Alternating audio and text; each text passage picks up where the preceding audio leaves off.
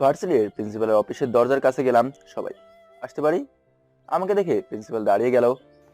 আরে স্যার, আসুন আসুন। আপনার কাছে একটা অনুরোধ করব, যদি রাখতেন। অনুরোধ বলছেন কেন? আপনি শুধু বলুন। দেখুন, আপনি আমার বাবার বয়সী এবং এই ভার্সিটির সম্মানীয় প্রধান। আমাকে আপনি নাম ধরে ডাকুন। আর এখন আমি আপনার ছাত্র, তাই আমি আপনাকে সম্মান করব, আপনি নয়। আচ্ছা। তাহলে পরিচয় করে দিই। ও হচ্ছে মেহবুব, ও হলো সাইমন, ও শাকিব, আর ও হচ্ছে তাওহিদ। আর আজ থেকে আমরা আপনার ভার্সিটির ছাত্র। ঠিক আছে, আমি তোমাদের সব কাগজ সবকিছু গুছিয়ে রেখেছি। তোমরা আগামীকাল থেকে ভার্সিটিতে ক্লাস শুরু করবে। আপনাকে অনেক ধন্যবাদ। আর একটি সাহায্যের প্রয়োজন ছিল। হ্যাঁ, বলো। আমাদের আসল পরিচয় যেন কেউ জানতে না পারে, দয়া করে এ ব্যাপারে একটু সতর্ক থাকবেন। ওইটা নিয়ে তুমি চিন্তা করো না। আচ্ছা স্যার, তাহলে আমরা আসি। আচ্ছা, কোনো সমস্যা হলে বলবে। আচ্ছা, বাইরে চলে এলাম।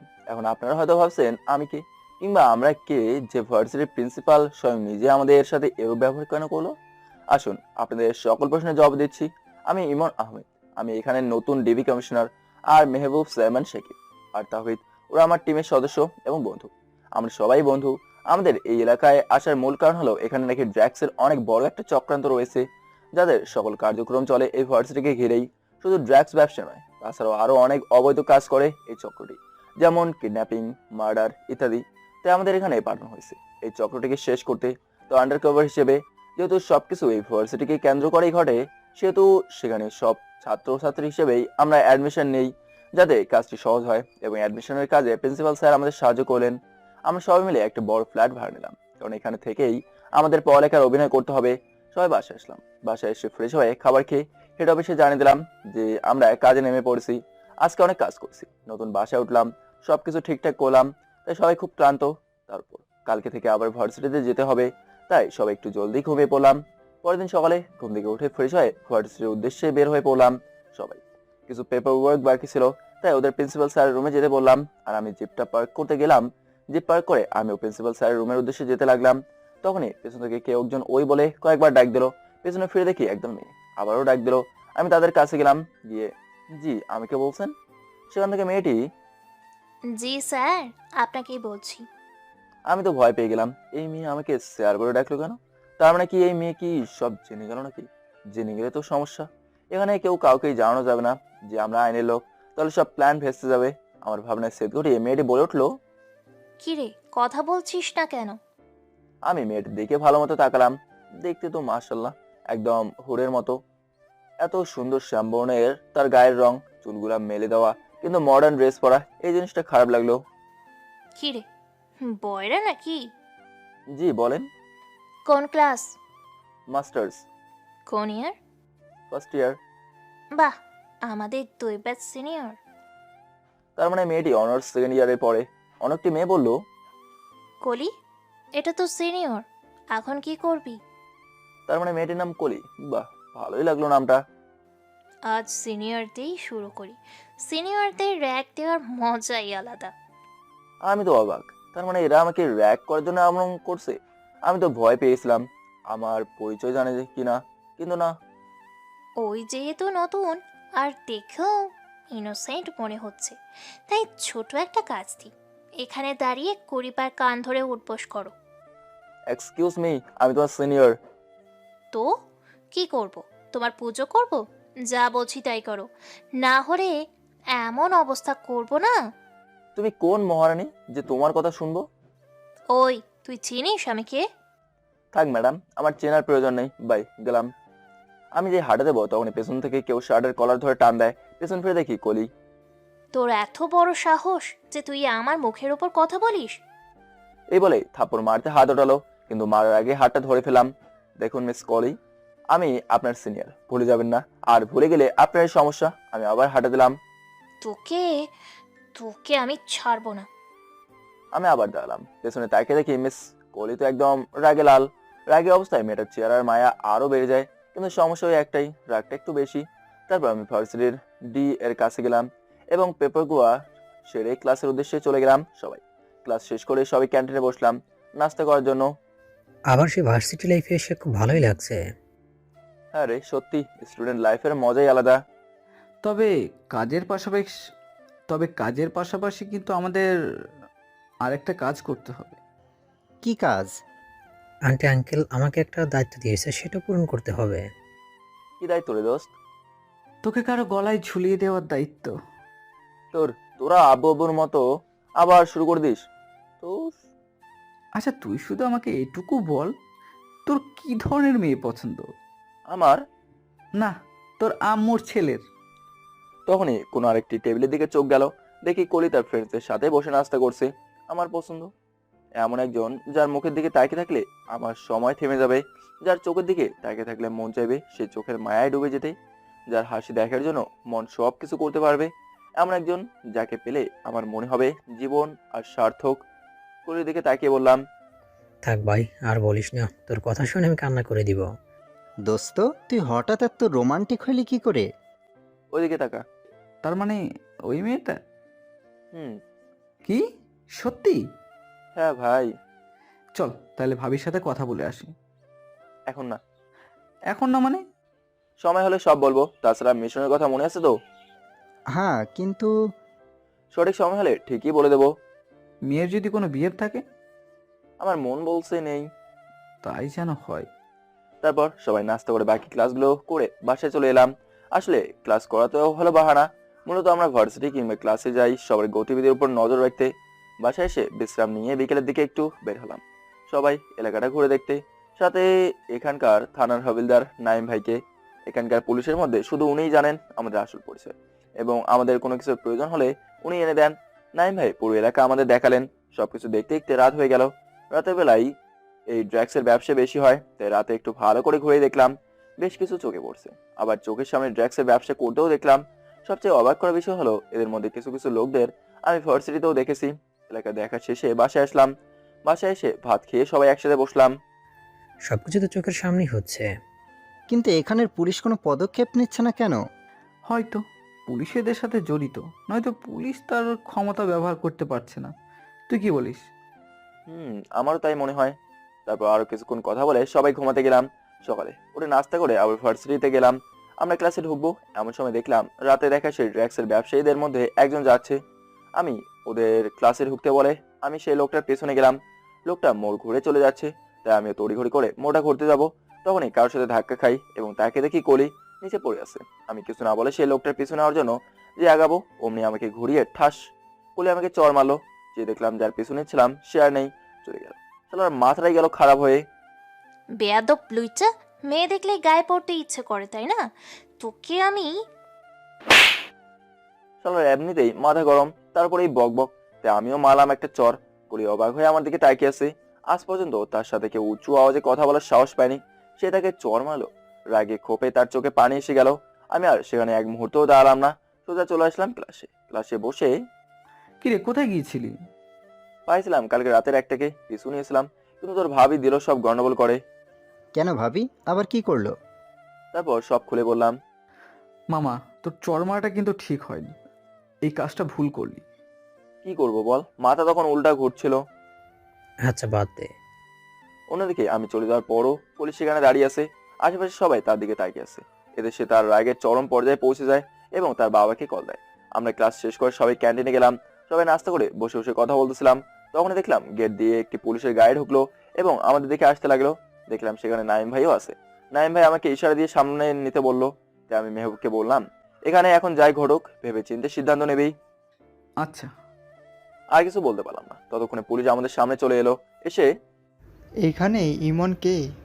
যেহেতু সবার সামনে আমরা অপরিচিত, আমি কেন, কি হয়েছে? তোমাকে থানায় যেতে হবে। কেন? না জানি না, স্যার নিয়ে যেতে বলেছে, গেলেই দেখতে পাবে। আমি একটু সময় নিয়ে মেহবুবকে বললাম যদি সেখানে আমাকে আটক করা হয় তাহলে যাতে 5 মিনিটের মধ্যেই যেন ছাড়া পাই, আর ওখানকার সব খবর নাইম ভাই তোদের জানাবে। মেহবুবকে বলে আমি তাদের সাথে মানে পুলিশের সাথে চলে এলাম থানায়। রাস্তায় সুযোগ বুঝে আমরা খবরাখবর সহ মেহবুবকে দেওয়ার জন্য বললাম নাইম ভাইকে। কিছুক্ষণ পর থানায় পৌঁছে গেলাম। আমাকে নিয়ে যাওয়া হলো এসআই এর রুমে।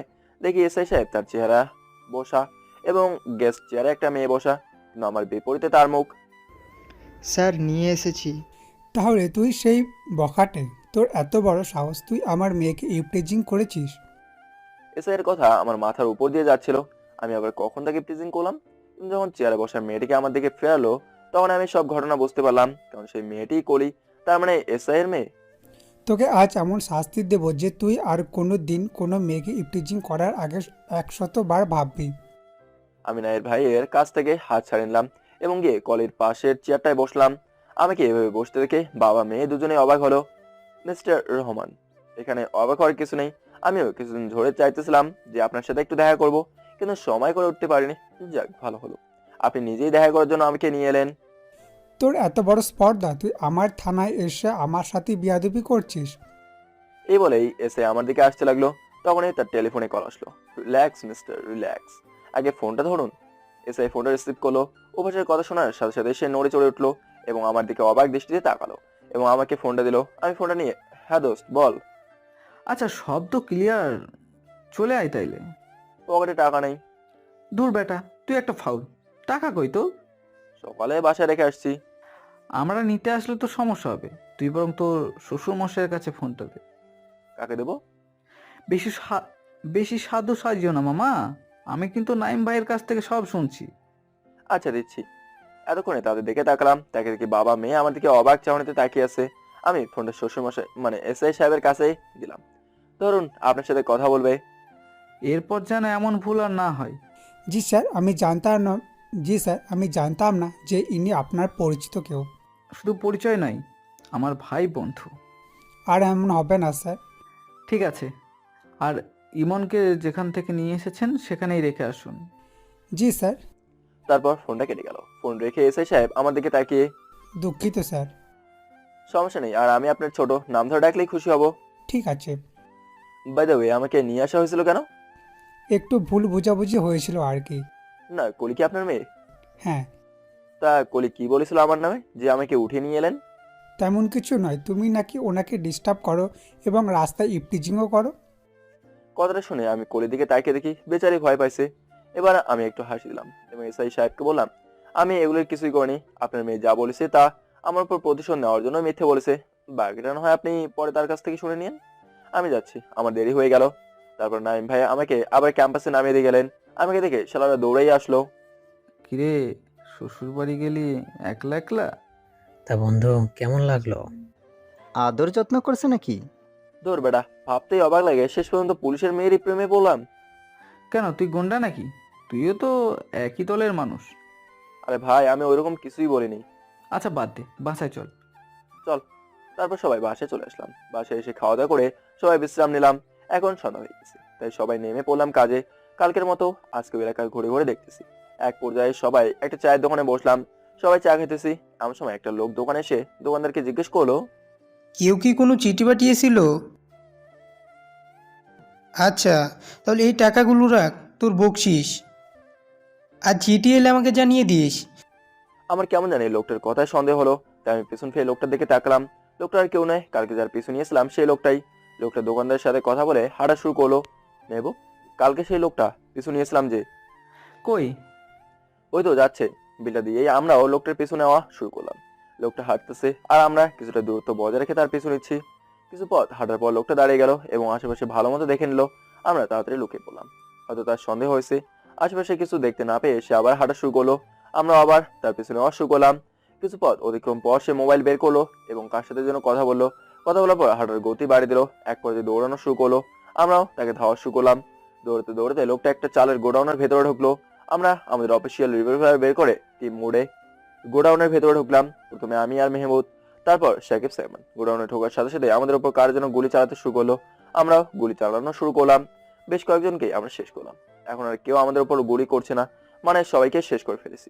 কিন্তু যার পিছু নিয়েছিলাম তাকে পেলাম না। সবাই যখন খুঁজে সেই লোকটাকে দেখছিলাম, তখনই পাশে ছোট্ট একটা রুম থেকে কিছু পড়ার আওয়াজ পেলাম। রুমে ঢুকে দেখি সেই লোকটা, ওর সাথে অনেকগুলো ড্রাগস। লোকটাকে ধরলাম এবং ড্রাগস গুলো ওখানে রেখে পুলিশকে কল দিয়ে আসতে বলে। লোকটাকে নিয়ে আমরা সেখান থেকে চলে গেলাম এবং একটা পুরোনো বাড়িতে হাত পা মুখ বেঁধে আটকে রাখলাম, যাতে ওর কাছ থেকে আমরা আরো ইনফরমেশন বের করতে পারি। তারপর আমরা বাসায় চলে এলাম। এসে সবাই খেয়ে দিয়ে ঘুমিয়ে পড়লাম। সকালে উঠে নাস্তা করে সবাই ভার্সিটির উদ্দেশ্যে বের হলাম। ভার্সিটির কাছে এসে দেখি কলি গেটের কাছে দাঁড়িয়ে আছে। আমাকে দেখে আমাদের দিকে আসতে শুরু করলো। দেখ দেখ দোস্ত, ভাবি এইদিকেই আসছে। কলি আমার সামনে এলো। ভালো আছেন? আমি তো ভালো আছি, কিন্তু আপনি ভালো আছেন তো নাকি? মানে না, আজকে এত ভালো ব্যবহার করছেন, কাহিনী কি? আসলে ওই দিন আপনি চলে আসার পর বাবা আমাকে অনেক বোঝালো। তার মানে আপনার বাবা বোঝালো, তাই এত ভালো ব্যবহার করছেন? না হলে আবার আগের মতো খারাপ ব্যবহার করতেন? না না, আসলে আমিও আমার ভুল বুঝতে পেরেছি। ভালো। এরপর থেকে এমনটা আর কারোর সাথে দয়া করে করবেন না। মেয়েদের শান্ত থাকলেই ভালো লাগে, ও শৃঙ্খল নয়। ব্লা ব্লা ব্লা। আরো জ্ঞান ঝালাম ওর উপর। আমার কথা শেষে, জি, তাহলে কি আমরা বন্ধু হতে পারি? জি অবশ্যই। কলি আমার দিকে হাত বাড়িয়ে দিল। আমরা হ্যান্ডশেক করলাম। আচ্ছা, আমরা যাই, আমাদের ক্লাস আছে। হ্যাঁ। ওখান থেকে চলে আসার পর, ওরে শালার, ভাবির উপর কি জ্ঞানই না ছাড়লি। হয়, তোর জ্ঞানে জ্ঞানী হয়ে ভাবি তোর সাথে বন্ধুত্বও করে ফেললো। দেখতে হবে না আমি কি জিনিস। হয় হয়, তুমি তো পুরো চাইনিজ মাল, শুধু দেখাও আর দেখাও, ভেতরে পুরোই ফাঁকা। ওই ওই, আমি কিন্তু তোদের সিনিয়র, একটু সম্মান ভিক্ষা দে আমারে ভাই। সিনিয়র, তোর পকেটে রাখ হারামি, নইলে মুখে কচু পাতা দিয়ে দেবো। আচ্ছা আচ্ছা চল। তারপর সবাই ক্লাসের দিকে গেলাম, কিন্তু ক্লাসে গিয়ে দেখি জ্ঞান চলতেছে। কারণ এটা বোঝার জন্য আরেকটু ভেতরে গেলাম। ভেতরে গিয়ে দেখি দুই দল ছেলের মাঝে কথা কাটাকাটি হচ্ছে। আমরা দাঁড়িয়ে শুনতে লাগলাম। তুই টাকা নিছস কিন্তু আমার মাল দিতে পারবি না, এত বড় সাহস তোর? তোকে বলছি এখন দিতে পারবো না, কিন্তু পরে দেব। কালকে থেকে ভাইয়ের কোনো খোঁজ খবর পাইতেছি না। তোর ভাইয়ের খোঁজ দিয়ে আমি কি করব? আমার মাল চাই বেশ। ভাই দেখ, আমাকে শফিক ভাই সব মাল সাপ্লাই দেয়। এখন কালকে রাত থেকে তার কোনো খোঁজ খবর পাচ্ছি না, তার মোবাইলও বন্ধ। আমি জানি না, আমি সকালে নেশা পাই নাই, আমার মাথা ঠিক নাই। সন্ধ্যার মধ্যে যদি মাল না পাই তাহলে তোরে আমি দেখা নিমু। তারপর সবাই যে যার জায়গায় চলে গেল। তার মানে এখানে এতক্ষণ ড্রাগসের আদান প্রদান নিয়েই সমস্যা হচ্ছিল, কিন্তু শফিক থেকে সেটা আগে খুঁজে বের করতে হবে। এই শফিকই ভার্সিটিতে ড্রাগসের সাপ্লাই দেয়। আমরা চুপচাপ ক্লাসে বসে গেলাম। খানিকক্ষণ পরই ক্লাস আরম্ভ হলো। কয়েকটা ক্লাস করে সবাই ক্যান্টিনে চলে আসলাম নাস্তা করার জন্য। সবাই বসে নাস্তা করছিলাম আর কথা বলছিলাম। তখন দেখি কলি ও তার বান্ধবীরা ক্যান্টিনে ঢুকলো। কলি নাস্তা নিয়ে টেবিলে বসার সময় আমাকে দেখে, দোস্ত, তোরা বস, আমি একটু আসি। কি রে, কই যাস? আসতেছি। কলি নাস্তা নিয়ে আমার টেবিলের সামনে আসলো। হাই। আরে ভাব, শালার মুখটা আমি চেপে ধরলাম, নাহলে আজকে মান সম্মান সব খেত। হাই। আমি কি এখানে বসতে পারি? হ্যাঁ অবশ্যই, সাইমন আমার পাশ থেকে উঠে গিয়ে অন্য জায়গায় বসে। কিন্তু এখানে বসতে হবে। কলি একটু হাসি দিয়ে আমার পাশে বসলো। তোমার ফ্রেন্ডসরা তো ওইদিকে বসা, তাহলে এখানে কেন? কেন, তুমিও তো বন্ধু। বাহ, আপনি থেকে ডিরেক্ট এখন তুমি। বন্ধু যেহেতু হয়েছো, তাহলে তুমি ডাকতে সমস্যা কোথায়? না, কোনো সমস্যা নেই। তারপর সবার সাথে করে পরিচয় করে দিলাম। কিছুক্ষণ আড্ডা দেওয়ার পর, আচ্ছা আমরা যাই তাহলে, আমাদের একটা কাজ আছে। ওই চল। শোনো, হুম। বিকালে ফ্রি আছো? কেন? এমনি আছো? হ্যাঁ হ্যাঁ, তুমি যে সময় বলবে মেঘ সে সময় ফ্রি। তোমার নাম্বারটা একটু দাও তো। নাম্বার? কেন, দিলে সমস্যা নাকি? না, নাও। 018792657। আচ্ছা, কল দিব। ওকে। তারপর সবাই ক্যান্টিন থেকে চলে এলাম বাসায়। যাওয়ার রাস্তায়, মাইয়া আমাগো ভাইয়া ডাকে, আমাগো আপনি আপনি বলে, আর এমনকি তুমি। আবার নাম বড় নিয়েছে, বিকেলে দেখাও করবে নাকি? এটাকেই বলে ভালোবাসা। দেখতে হবে না তোদের ভাবি বলে কথা। সবাই বাসায় আসলাম। এসে ফ্রেশ হয়ে খেয়ে একটু বিশ্রাম নিয়ে গেলাম সেই জঙ্গলের পরিত্যক্ত বাড়িটায়, যেখানে লোকটাকে আটকে রেখেছিলাম। পৌঁছে দেখি লোকটা এখনো বেহুশ হয়ে আছে। মেহবুব লোকটার মুখে পানি ঝাপটা দিল। দূরে তার জ্ঞান ফিরল। আমি একটা চেয়ার নিয়ে তার সামনে বসলাম। লোকটা চোখ মেলে আমাদের দেখে ভয় পেল। একটু পেছনে যাওয়ার চেষ্টা করলো, কিন্তু হাত পা বাঁধা, তাই আর পারলো না। ভাই আপনি কে? মানুষ। আমি কি করেছি ভাই? আমি তো আপনাদের চিনি না। তাহলে আমার সাথীদের মেরে ফেলেছেন কেন এবং আমাকে ধরে এনেছেন কেন? তুই কি করিসনি? মানে কি বোঝাতে চেয়েছিস? তুই নিষ্পাপ, কোনো অন্যায় করিসনি। আমাদের সাথে কিছু না করলেও অন্যান্য নিরীহ মানুষ তো ছাড়িস নেই, আর সেই মানুষদের পক্ষ থেকে তোর খেদমত করার জন্যই আমরা এসেছি। আচ্ছা মেহবুব, ওর হাতের বাঁধনটা খুলে দে তো। মেহবুব খুলে দিল। এখন বল তোর নাম কি, আর তোদের এই ব্যবসার গডফাদারটা কে? আমার নাম সাফিক। তার মানে সকালে ছেলেগুলি যে সাপ্লায়ারের কথা বলছিল, এই সেই শফিক? এবার বল তোদের বাপকে। জানি না। সাথে সাথে মেহবুব দিল একটা লাথি। সাকিব আর সাইমান পাশে পড়ে থাকা গাছের টুকরা দিয়ে এলো পাথারে মারা শুরু করে দিল। ভাই ভাই ভাই, সত্যি বলছি আমি জানি না ভাই। তোরা একটু থাম। আচ্ছা মানলাম তুই কিছু জানিস না, তাহলে তোদের এই ব্যবসা চলতো কিভাবে? আমি পানি খাবো। সাকিব পানি দিল। পানি খাওয়ার পর এবার বল। ভাই আমাদের বসকে আমরা কেউ দেখিনি। শালা মিথ্যে বলতেছে। বলে সাকিব দিল এক লাথি।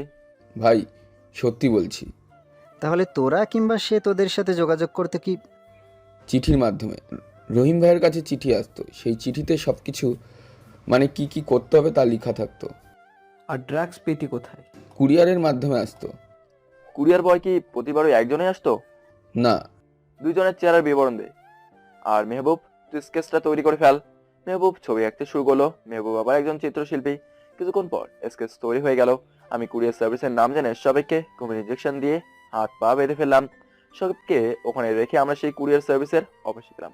গিয়ে সোজা ম্যানেজারের কাছে গিয়ে সব স্টাফদের আমার সামনে আনতে বললাম। সবাই আসলো, কিন্তু ছবির সাথে কারোর চেহারাই মিলছে না। তারপর মেহবুব ম্যানেজারকে ছবি দুটো দেখালো। এই ছবিগুলো দেখেন তো, এরা কি আপনার এখানে জব করে? না স্যার। কি বলেন? এরা তো আপনার কোম্পানির হয়ে ডেলিভারি দেয়। তা কিভাবে হয় স্যার? এদের তো কখনো দেখিনি। এরা তো এখানে জবও করে না। আচ্ছা নেক্সটে যদি এদের কাউকে কোনো স্থানে দেখে থাকেন তাহলে আমাদের ইনফর্ম করবেন। এর নাম্বার কার্ড। জি স্যার। আমরা বাইরে চলে আসলাম। ওই শফিক শালাই মিথ্যে বলছে, এখন গিয়ে 3rd ডিগ্রি দিলি সব বলে দিবে। এখন না, ঘুমের ইঞ্জেকশন দেওয়ার ফলে এখন আর ওকে কিছু জিজ্ঞেস করা যাবে না। যা করার কালকে করা হবে। তারপর সবাই বাসায় চলে এলাম। বাসায় এসে মোবাইলটা বের করে দেখি 54টা মিসড কল, তাও আবার একটা অপরিচিত নাম্বার থেকে। তাই ব্যাক করলাম। কল দেওয়ার সাথে সাথেই পিক করা হলো। ওপাশ থেকে কোনো কথা বলছে না। হ্যালো, কে বলছেন? কোনো কথা নেই। আজব তো, আপনি কথা বলছেন না কেন? ওপাশ থেকে আমি ফোন রাখছি। ওপাশ থেকে এতগুলো ফোন দিলাম, ধরলে না কেন? আমি একটু ব্যস্ত ছিলাম আর আমার ফোন সাইলেন্ট ছিল। আপনি কে? আমি কলি। ও তুমি কেন কল দিয়েছিলে? আজকে বিকেলে আমাদের কোথাও যাওয়ার কথা ছিল না? ও সরি, আমি আসলে একটু ব্যস্ত ছিলাম যে। হয়েছে, আর মিথ্যে বলতে হবে না। সত্যি বলছি। আচ্ছা ঠিক আছে, কালকে ভার্সিটিতে যাবে? হ্যাঁ, কি করো এখন? এইমাত্র বাসায় এলাম, এখন ফ্রেশ হতে যাব। পরে কথা হবে, বাই। আচ্ছা। ফোনটা রেখে ফ্রেশ হতে গেলাম। ফ্রেশ হয়ে সবাই খাওয়া খেয়ে কিছুক্ষণ আলোচনা করে যে যার রুমে ঘুমাতে গেলাম। সকালে প্রতিদিনের মতো ওই উঠে ফ্রেশ হয়ে নাস্তা করে সবাই বেরিয়ে পড়লাম ভার্সিটির উদ্দেশ্যে। আজকে সবাই একটু তাড়াতাড়ি এলাম। এসে সবাই ক্যাম্পাসটা পর্যবেক্ষণ করতে লাগলাম। সবাই হাঁটছি, তখন পেছ থেকে কেউ একজন আমাকে ডাক দিল। পেছনে ফিরে দেখি কলি। হ্যালো ভাইয়ারা, ভালো আছেন? হ্যাঁ বোন ভালো, তুমি ভালো আছো? হ্যাঁ ভালো। চলো কোথায়? আমার সাথে। কেন? কালকে বিকেলে আমার সাথে ঘুরতে যাওয়ার কথা ছিল, কিন্তু যাওনি, এখন যাবে। এই কালকে একটু ব্যস্ত ছিলাম। হ্যাঁ বোন, কালকে আমরা একটু জরুরি কাজে গিয়েছিলাম। তাহলে এখন চলো। এখন না, পরে। দেখেছেন ভাইয়া, এখনো যেতে যাচ্ছে না। যা শালা, দেখ বোন কত করে বলছে। কিন্তু আরে তুই যা তো, এদিকে আমরা আছি। কি আর করার, বন্ধুদের বিদায় দিয়ে আমি জিপে উঠলাম, কিন্তু কলি দাঁড়িয়ে আছে। কি হলো, গাড়িতে ওঠো। না, আমরা রিকশায় যাব। গাড়িতে কেন নয়? আমার রিকশায় যেতে ইচ্ছে করছে। আচ্ছা চলো। তারপর কলি একটা রিক্সা ডাক দিল। কলি উঠে বসলো, কিন্তু আমার কেমন জানি লাগছে, কারণ এর আগে আমি কখনো রিক্সায় কোনো মেয়ের সাথে উঠিনি। আমি দাঁড়িয়ে আছি। কি হলো, ওঠো। হ্যাঁ হ্যাঁ উঠছি। আমিও রিক্সা উঠে বসলাম, কিন্তু কলির শরীর আমার সাথে লেগে আছে। আমার একটু কেমন কেমন লাগছে, তাই আমি একটু সাইডে চেপে বসলাম। কি হলো, এভাবে ওইদিকে চেপে বসে আছো কেন? পড়ে যাবে তো। না ঠিক আছে। কোচও ঠিক আছে। বলে কলি আমার হাত ধরে তার দিকে টেনে নিয়ে বসালো। রিক্সা চলছে, দুজন দুজনের গায়ের সাথে ধাক্কা খাচ্ছি। কারোর মুখে কোনো কথা নেই। একরকম অদ্ভুত ফিলিংস কাজ করছে দুজনের মধ্যে। এর আগে এরকম কোনোদিন অনুভব করিনি। কিছুক্ষণ পর আমরা একটা পার্কের সামনে পৌঁছলাম। কলি রিক্সা থেকে নামলো, আমিও নেমে ভাড়া মেটালাম। চলো। আমরা এখানে কেন আসলাম? প্রেম করতে। মানে? এমনি ঘুরতে আসলাম। আচ্ছা চলো, ওই দিকটাই যাই, ওইদিকে ফাঁকা আছে। চলো। খালি জায়গায় গেলাম। সেখানে একটা বেঞ্চেতে বসলাম আমরা। হঠাৎ পাশের ছবির দিকে চোখ গেল। তাকে দেখি দুজন প্রেমিক প্রেমিকা রোম্যান্স করছে। এটা দেখার পর কলি আমার দিকে তাকালো। আমরা দুজনে প্রচন্ড লজ্জা পেলাম এবং সেখান থেকে উঠে গিয়ে লেকের পাড়ে হাঁটা শুরু করলাম। জানো ইমন, আমার মা সেই ছোট্টবেলাতেই মারা যায়। তখন আমি মাত্র ক্লাস 2তে পড়ি। তারপর বাবাই আমাকে বড় করে। আমার কথা চিন্তা করে বাবা আর তৃতীয় বিয়ে করেনি, কিন্তু তার চাকরির কারণে আমাকেও তেমন একটা সময় দিতে পারেনি। বলা যায় আমি একা একাই বড় হয়েছি। মা না থাকায় বাবাও আমার সকল ইচ্ছে পূরণ করে। তাই হয়তো আমি একটু জেদি স্বভাবের।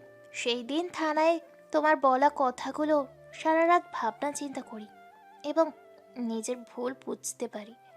কথাগুলো ভাবতে ভাবতেই তোমাকে নিয়েও ভেবে ভেবে রাত পার করে দিই। এখন সব সময় শুধু ভাবনাই আমার মাথাটাকে ক্রাশ করে রেখেছে। কলি অন্যদিকে তাকিয়ে কথাগুলো বলছে। তার চোখে হালকা পানির আভা দেখা যাচ্ছে। এবার সে তার ব্যাগ থেকে একটা গোলাপ বের করে আমার সামনে হলো। কলি আবার বলতে শুরু করলো, এটাকে তুমি কি বলবে জানি না, কিন্তু আমার মন বলছে এটা ভালোবাসা। হ্যাঁ ইমন, আমি তোমাকে ভালোবাসি। কলি আমার দিকে ফুল বাড়িয়ে তাকিয়ে আছে, আর আমি তাকিয়ে আছি তার হালকা ভেজা চোখের দিকে, যে চোখেই তার অনুভূতিগুলোর জানান দিচ্ছি। আমার কোনো সারা শব্দ না পেয়ে কলি আবার বলল, আমি তোমাকে ভালোবাসি ইমন। কিন্তু তুমি কি আমার সম্বন্ধে কিছু জানো? আমি কে কিংবা কি আমার পরিচয় না জেনে কিভাবে আমাকে ভালোবাসতে পারলে? আমি যদি তোমার যোগ্য না হই তখন কি করবে? ভালোবাসা কোনো দিন যোগ্যতা দিয়ে হয় না। আর তোমার পরিচয় যাই থাকুক না কেন, আমি তোমাকে ভালোবাসি। কলি এখনো আমার দিকে ফুল বাড়িয়ে দাঁড়িয়ে আছে। আমি ফুলটা না নিয়ে সোজা তাকে জড়িয়ে ধরলাম। ভালোবাসি আমিও। তারপর আরো কিছুক্ষণ ঘুরে কলিকে তার বাসায় নামিয়ে দিলাম এবং বন্ধুদের কল দিলাম, কে তোরা কই? ক্যাম্পাসে দোস্ত। আচ্ছা আমি আসতেছি। তারপর ক্যাম্পাসের দিকে গেলাম। কিরে কি খবর? খবর তো তোর কাছে। কিরে, কিছু হলো? কেমন হলো ঘোরাফেরা? দোস্ত সেই একটা খুশির খবর আছে। কে? কলি কিন্তু এখন থেকে তোদের ভাবি। কলিকে তো এমনিতেই আমরা ভাবি মানি। কিন্তু আজকে থেকে বেশি মানবি। মামা, কাহিনী কি? আজ এত উঠতেছস কেন? আজকে কলি মেয়ে হয়ে আমাকে আগে প্রপোজ করেছে। কথাটা বলার সাথে সাথে শালার সবাই একসাথে ও হো বলে চিল্লারি শুরু করলো। সত্যি? হয় ভাই। চল তাহলে কোথায়? রেস্টুরেন্টে। কেন? বোঝো না, প্রেমিক মানুষ। এখন আমাদের ট্রিট দিবি তুই। আচ্ছা চল। ভাবিকে কল দিয়ে আসতে বল। একটু আগেই তো ওকে বাসায় নামিয়ে দিয়ে আসলাম, এখন আবার? তো কি হয়েছে? আমরা সেলিব্রেশন করব ভাবিকে বাদ দিয়ে, তা কি করে হয়? আচ্ছা ঠিক আছে। তারপর কলিকে ফোন দিয়ে বাসার সামনে দাঁড়াতে বললাম। এখন? হ্যাঁ একটু কাজ আছে। আচ্ছা তাড়াতাড়ি আসো, খুব খিদা লাগছে। তুমি দাঁড়াও, আমি 10 মিনিটের মধ্যে আসছি। আজকে সবাই একসাথে লাঞ্চ করব। আচ্ছা জলদি আসো। কলির সাথে কথা বলে সবাই জিপে উঠলাম। আমি ড্রাইভার সিটে, মেহবুব এসে আমার পাশে বসলো। ওই তুই এখানে বসতেছিস কেন? তো কোথায় বসবো? পেছনে যা। পেছনে কেন? আগে তো এখানেই বসতাম। আগে তোর ভাবি ছিল না, এখন তোর ভাবি আছে, এখানে কলি বসবে। বুঝছি ভাই বুঝছি, শালা দুনিয়া স্বার্থপর। বউ পাইয়া বন্ধুকে ভুই লাগেলি। কি করবো ভাই, তোর ভাবি বলে কথা। মেহবুব পেছনে গিয়ে বসলাম। তারপর কলির বাসার সামনে গেলাম এবং ওকে পিক করে সোজা রেস্টুরেন্টে চলে এলাম। তা সবাই এখানে? আর বলি আর না ভাবি, আপনাদের নতুন প্রেম, একটু সেলিব্রেশন তো দরকার, তাই না? মেহবুব ভাবি ডাকায় কলি একটু লজ্জা পেল। জানেন ভাবি, ইমন কিন্তু আপনাকে সেই দেখার পরে আপনার প্রেমে ডুব খাচ্ছিল, কিন্তু বেচারার মেয়েদের থেকে একটু অ্যালার্জি আছে তো, তাই বলতে পারেনি।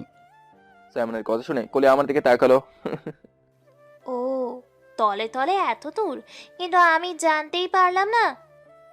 সরি। তারপর সবাই একসাথে লাঞ্চ করলাম। লাঞ্চ করার পর কলির বাসার সামনে থেকে নামিয়ে দিলাম। যাওয়ার সময়, সাবধানে যেও, আর বাসে পৌঁছে ফোন দিও। তারপর সবাই ওখান থেকে চলে গেলাম সেই পুরনো ভাঙা বাড়িটায়, যেখানে সবাইকে বন্দি করে রেখেছিলাম। গিয়ে দেখি এখনো ঘুমাচ্ছে। সাকিব গিয়ে পানি মেরে ঘুম থেকে তুললো এবং হাত পায়ের বাঁধন খুলে দিল, কিছু খাওয়ারও দিল খেতে। সবাইকে সেই কালকে থেকে আটকে রেখেছি, এখন পর্যন্ত কিছুই খেতে দেওয়া হয়নি। তাই সে খাবার পেয়ে তাড়াতাড়ি খাওয়া শুরু করলো। খাওয়া শেষ করার কিছুক্ষণ পর একটা লাঠি দিয়ে ওর সামনে গেলাম। কিরে এখন কেমন লাগছে? চল তো আর একটু খাতিরদারি করি বলে দিলাম ওর উপর একটা বাড়ি। ভাই ভাই ভাই, মারছেন কেন ভাই? মারছে কোথায়? কাল যে আমাদের ভুল তথ্য দিয়েছিলি তাই। ও তোর খাতিরদারি করছে। না ভাই, আমি সত্যি বলছি সব। তাহলে সেই কুরিয়ার সার্ভিসের ম্যানেজার বলল যে তোর বলা লোকগুলো নাকি সেখানে চাকরি করে না। ভাই আমি সত্যি বলছি, ওই দুজন আমাকে মাল দিয়ে যেত। আচ্ছা, তোর চিঠি কখনো আসার কথা ছিল? সন্ধ্যায় ভাই। এবার যদি তোর দেওয়া তথ্য ভুল হয় তাহলে তোকে আমি জাহান্নাম দেখে ছাড়বো। সত্যি ভাই, এই যে কসম। এরপর মেহবুব শফিককে আবার ঘুমের ইঞ্জেকশন দিয়ে হাত পা বেঁধে রাখলো এবং আমরা সবাই সেই চায়ের দোকানে চলে এলাম যেখানে চিঠি আসার কথা ছিল। প্রায় 1 ঘন্টা হতে চললো, আমরা এখানেই বসে আছি, কিন্তু চিঠি আসার কোনো নামগন্ধ নেই। আমরা চা খেয়েছিলাম, হঠাৎ একটা লোককে দেখলাম। আরে, এটা তো আমাদের ভার্সিটির ইংরেজি ফ্যাকাল্টির পিয়ন। সে আমাদের চিনতে পারেনি, কিন্তু আমি ঠিকই চিনেছি। তার মানে এই চিঠি আমাদের পিয়নই দেয় এবং সেও এই অপরাধের সাথে জড়িত। আমরা দূরে দাঁড়িয়ে রইলাম। পিয়ন গিয়ে যে দোকানদারের চিঠিটা দিতে যাবে তখন মেহবুব পেছন থেকে তার কাঁধে হাত দিল। পিয়ন চিনতে না পারায়, কে ভাই? তোর জম ভাই, আপনি কে? শফিকের বাপ। কোন শফিক? ওই যে তোর সাথে ধান্দা করে সেই শফিক। এবার পিয়ন বুঝতে পারলো। বুঝতে পেরেই মেহবুবকে ধাক্কা মেরে দিল দৌড়। আমরাও পেছন পেছনে ধাওয়া করতে শুরু করলাম। এক পর্যায়ে সামনে হাইওয়ে চলে আসে। পিয়ন আমাদের হাত থেকে বাঁচার জন্য দৌড়ে রাস্তা পার হতে যাচ্ছিল, তখনই একটি ট্রাক আসলো এবং পিয়নের উপর দিয়ে চলে গেল। আমরা দৌড়ে তার কাছে গেলাম। স্যামন অ্যাম্বুলেন্স করে দিল। এদিকে পিয়নের কাছে এসে দেখি অবস্থা খারাপ। জীবনে তো অনেক পাপ করেছিস, এখন মৃত্যুর শয্যায় এসে অন্তত সত্য কথা বলে কিছু পাপ কমিয়ে যা। এইসবের পেছনে কে? আমাদের ভার্সিটি ইংরেজি ডিপার্টমেন্ট। আর কিছু বলতে পারলো না, তার আগেই তার দেহটা নিস্তর হয়ে গেল। হাত দিয়ে দেখি শ্বাস প্রশ্বাস বন্ধ হয়ে গেছে। বুলশিট, শেষ পর্যন্ত জানতেই পারলাম না। দেখ তো চিঠিটায় কি আছে। চিঠিটা বের করে দেখি সেখানে লেখা, ডেলিভারি পরে হবে, আগে এসআইয়ের মেয়েকে শেষ করে দে আজকের মধ্যে। আমি 2 জন লোক পাঠিয়ে এসছি, ওরা না পারলে তুই করিস কাজটা। ও সিট, তার মানে ভাবির উপর এখন খুব বিপদ। হ্যাঁ, আর এই সব কিছু করাচ্ছে আমাদের ইংরেজি ডিপার্টমেন্টেরই কেউ। পিয়নের লাশটিকে অ্যাম্বুলেন্সে উঠিয়ে দিয়ে কোলের বাবাকে ফোন দিলাম। মিস্টার রহমান বলছেন। হ্যাঁ, আপনি কে বলছেন? আমাকে চিনবেন না, যা বলছি তা মনোযোগ দিয়ে শুনুন। আপনার মেয়ের এখন খুব বিপদ, তাকে মারার জন্য লোক লাগানো হয়েছে। যত তাড়াতাড়ি সম্ভব পদক্ষেপ নিন এবং তার সাথে পুলিশ গার্ড দিন। আপনি কে বলছেন? আমাকে চিনবেন না, যা বলছি তাই করুন। আর কলিকে একা কোথাও বের হতে দেবেন না। হ্যাঁ হ্যাঁ। ফোনটা রাখলাম। একটু পর আবার ফোন আসলো। দেখি এটা কলের নাম্বার। কি খবর? তোমার খবর তোমার কাছে রাখো, আগে বলো এতক্ষণ কার সাথে কথা বলছিলে? কেন, রাগ হচ্ছে বুঝি? ঠিক তা না, তবু। একটা বন্ধুর সাথে কথা বলছিলাম। ও, তা তোমার আশেপাশে এত শব্দ কেন? কোথায় তুমি? বাইরে। রাত 8:30 বাজে আর তুমি এখনো বাহিরে? বন্ধুদের সাথে একটু আড্ডা দিচ্ছিলাম, এই আর কি। অনেক আড্ডা হয়েছে, এবার বাসায় যাও। বাসায় গিয়ে ফ্রেশ হয়ে আমাকে কল দাও। যথাজ্ঞা মহারানী। এখন তাড়াতাড়ি যাও। হ্যাঁ হ্যাঁ, যাচ্ছি। তারপর সবাই বাসায় চলে এলাম। বাসায় এসে ফ্রেশ হয়ে কলিকে কল দিয়ে ডিনার করতে বললাম এবং আমরাও ডিনার করলাম। ডিনারের পর কলি আবার কল দিল। ডিনার হয়েছে? এই তো মাত্র করলাম। তোমার হয়েছে? হ্যাঁ সাহেব, হয়েছে। তা কি করো? এই তো সাথে দাঁড়িয়েছি। তুমি? শুয়ে আছি। আরো অনেক কথা বললাম। বাকি হুম। সবসময় সাবধানে থাকবে, তোমার কিন্তু অনেক বিপদ। আর কোনো সমস্যা হলে কিংবা কাউকে সন্দেহ হলে আগে আমাকে জানাবে, কেমন? আমার আবার কিসের বিপদ? ও তুমি বুঝবে না, আর ঘর থেকে বের হবে না। কোনো স্থানে যাওয়ার প্রয়োজন হলে আমাকে বলবে, আমি নিয়ে যাব। হিমন, কি হয়েছে? তোমার কথা শোনার পর একা একা ঘুমাতে ভয় করছে, তুমি তাড়াতাড়ি আসো। চুপ, আমি তো ভয় পেয়ে গেছিলাম। প্লিজ একটু সিরিয়াস হও, তোমার কিছু হলে আমার কি হবে? ওরে আমার সাহেব রে, কত ভালোবাসে আমাকে। প্লিজ, সবসময় দুষ্টুমি ভালো লাগে না। আচ্ছা, আমি সিরিয়াস হলাম, এবার খুশি তো? হ্যাঁ, আর কালকে সকালে ভার্সিটিতে যাওয়ার সময় আমাকে ফোন দিও, আমি তোমাকে পিক করে নিয়ে যাব। আচ্ছা। তারপর আর একটু কথা বলে ঘুমিয়ে গেলাম। সকালে ঘুম থেকে উঠে সবাই নাস্তা করে তৈরি হয়ে নিলাম এবং কলিকে ফোন দিলাম। তৈরি হয়েছো বাকি? হ্যাঁ, আর একটু বাকি। আচ্ছা, তাড়াতাড়ি তৈরি হয়ে নাও, আমি আসতেছি। আচ্ছা। কলির সাথে কথা বলে আমরা বেরিয়ে পড়লাম ওদের বাসার উদ্দেশ্যে। সেখান থেকে কলিকে পিক করে সবাই ভার্সিটিতে যাব। কিছুক্ষণের মধ্যেই ওদের বাসার সামনে পৌঁছে গেলাম। কালকে ফোন দিয়ে বলার পর ভালোই সিকিউরিটির ব্যবস্থা করছে দেখি শ্বশুরমশাই। বাসার সামনে এসে কলিকে ফোন দিলাম। একটু পর ও রাগ করতে করতে বাইরে এলো, সাথে ওর বাবা ও আরো 2জন পুলিশ। মা, তুই আমার কথা শোন। না বাবা, এখন ভার্সিটিতেও কি গার্ড নিয়ে যেতে হবে? আমি পারবো না। দেখ মা, তোর এখন খুব বিপদ। থাক বিপদ, তবুও গার্ড নিয়ে ভার্সিটিতে যেতে পারবো না আমি। ওদের কথা শুনে আমি তাদের কাছে গেলাম। আসসালামু আলাইকুম আঙ্কেল। ওয়ালাইকুম আসসালাম, তুমি ইমন না? জি আঙ্কেল, আর কালকে আমি আপনাকে ফোন দিয়ে বলেছিলাম কালকে যে বললে। আপনাকে পরে সব খুলে বলবো, আর কলি আমার সাথে থাকলে কোনো গার্ড লাগবে না। আঙ্কেল কিছু ভাবলো, তারপর কলিকে আমার সাথে যেতে দিল। কলিকে নিয়ে গাড়ি দিয়ে উঠলাম। মেহবুব বললো, কেমন আছেন ভাবি? ভালো ভাইয়া, আপনারা? ভালো। তুমি বাবাকে কালকে ফোন দিয়ে কি বলেছিলে? পরে বলবো তোমাকে। আচ্ছা। তারপর সবাই ভার্সিটিতে এলাম। আজকে আমার একটা ইম্পর্টেন্ট ক্লাস আছে, এই ক্লাসটা করেই আমরা ঘুরতে যাব। আচ্ছা মেহবুব, তোরা এদিকটা দেখ, আমি আসতেছি। ঠিক আছে। চলো। কোথায়? কেন, তোমার ক্লাস আছে না? হ্যাঁ। তুমি যাচ্ছ কোথায়? তোমার সাথে ক্লাসে যাব। কেন? তোমার সেফটির জন্য। আমাকে নিয়ে গেলে কোনো প্রবলেম হয় নাকি? দূর না, আরো মজা হবে। চলো তাহলে। এরপর আমি কলির সাথে তাদের ক্লাসে গেলাম এবং একসাথে বসলাম। ক্লাস শেষে আমি আর কলি বের হয়ে মেহবুবদের ফোন দিলাম, ওরাও আসলো। সবাই একসাথে ক্যাম্পাসের একটা গাছের নিচে বসে আড্ডা দিচ্ছিলাম। গেটের দিকে তাকিয়ে দেখি একটা বাইকে দুজন মাস্ক পরা লোক ক্যাম্পাসে ঢুকতেছে, কিন্তু এই গরমে কেউ মাস্ক পরবে কেন? আমার কাছে সন্দেহ হলো। একটু পর বাইক থেকে একজন নামলো এবং আমাদের দিকে আসছিল। লোকটা তার পেছনের দিকে হাত দিয়ে পিস্তল বের করলো এবং কলির দিকে তাক করলো। কলি আমার দিকে ফিরে বসা, আর লোকটা কলের পিছনে। দূরে দাঁড়ানো লোকটা পিস্তল লোড করতেছে। তখনই আমি আমার কোমর থেকে রিভলভার বের করতেই ততক্ষণে ঠাস, আমি শুট করলাম। সব আমার দিকে তাকিয়ে আছে। কলিও অবাক হয়ে আমার দিকে তাকিয়ে আছে। ভার্সিটির পুরো চোখ কেন্দ্র আমার দেখে। লোকটা গুলি খেয়ে মাটিতে পড়ে রইলো। অন্যজন সাথে সাথে বাইক নিয়ে পালালো।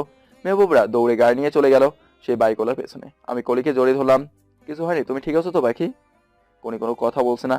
আমি কলিকে ভালো মতো দেখলাম, না কলি কিছু হয়নি।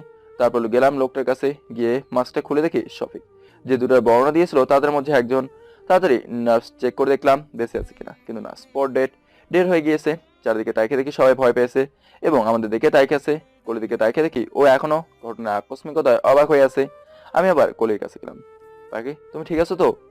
কলি কোনো কথা নেই, আমার দিকে এক দৃষ্টিতে তাকিয়ে আছে। ভয় নেই, কিছু হয়নি। কলি কোনো কথা বলছে না, শুধু ছল ছল চোখে আমার দিকে তাকিয়ে আছে। আমি কলিকে আমার বাহুডোরে জড়িয়ে ধরলাম। আশেপাশে ভিড় জমে আছে। একটু পরে কলি আমার কাছ থেকে নিজেকে সার নিল। কি হয়েছে পাখি? তুমি কে? আর তোমার কাছে এই অস্ত্র এলো কেমনে? সব বলবো তোমাকে, আগে তুমি শান্ত হও। বলে ওর হাতটা ধরলাম। কলি ওর হাতটা ছাড়িয়ে নিয়ে, আগে বলো তোমার কাছে এই অস্ত্র এলো কিভাবে? ততক্ষণে পুলিশও চলে এলো ভার্সিটিতে। ভার্সিটির কিছু দূরেই পুলিশ স্টেশন, তাই পুলিশ আসতে বেশি সময় লাগলে না। পুলিশ এসে কিছু লাশের কাছে গেল এবং কলির বাবা মানে এস আই রহমান আমাদের কাছে এলো। কলির বাবা আমাদের দিকে অবাক দৃষ্টিতে তাকালো, কারণ তখন রিভলভারটা আমার হাতে। ওইগুলো কি ইমন?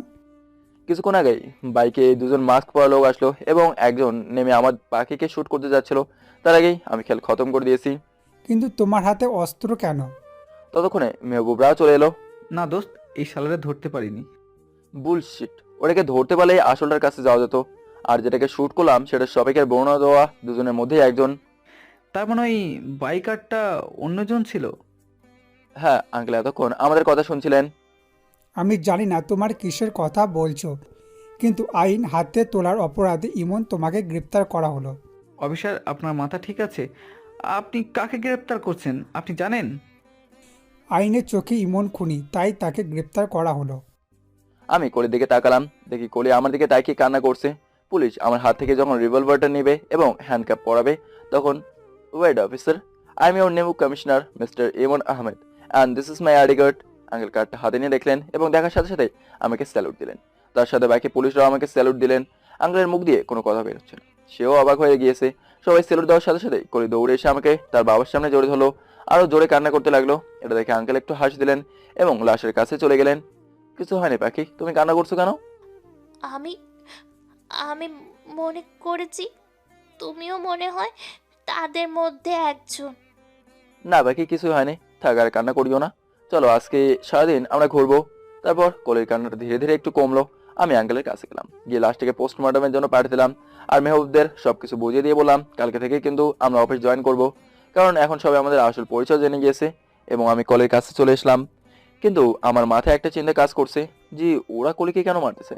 একবার ভাবছি কলিকে জিজ্ঞেস করব, আবার ভাবছি ও হয়তো এই ব্যাপারে কিছু জানে না। তার উপর আজকে ও মানসিকভাবে অনেক আঘাত পেয়েছে, তার চেয়ে বরং কালকে আঙ্কেলকে জিজ্ঞেস করব। আমি কলিকে নিয়ে সেখান থেকে চলে এলাম এবং আমরা নদীর পাড়ে আসলাম। কলিকে জিপ নিয়ে নামিয়ে জিপের সামনে উপরের অংশটায় বসলাম, দুহাত গাড়ি দিয়ে। পাখি হুম। এখনো কান্নার ভাব কাটেনি। কান্না করে চোখ নাক লাল করে ফেলেছে। কান্নার ফলে ওর মুখটা আরো মায়াবী লাগছে। বর্ষায় বৃষ্টি হওয়ার পর যেমন প্রকৃতি তার স্নিগ্ধতাকে প্রচন্ডভাবে ফুটিয়ে তোলে, আমার পাখিটার বেলায়ও তেমনই। কান্না করে করে তার স্নিগ্ধতা, তার চেহারার মায়াকে সে প্রচন্ডভাবে ফুটিয়ে তুলেছে। আমি তো আবার কোলের প্রেমে পড়ে গেলাম। আমি বেঁচে থাকতে তোমার কিচ্ছু হতে দেবো না পাখি, ভালোবাসি তোমাকে খুব। কলির সাথে সাথে আমাকে জড়িয়ে ধরলো। আমিও তোমাকে খুব ভালোবাসি। চলো আমরা ওই দিকটা হাঁটি। কোলে আমার হাত ধরে কাঁধে মাথা দিয়ে হাঁটছে। দুজন গিয়ে একটা গাছের নিচে বসলাম। একটা কথা বলি, বলো। তোমাকে কান্না করলো না খুব মায়াবী লাগে। আজকে দেখে তো আবারও তোমার প্রেমে পড়ে গেলাম।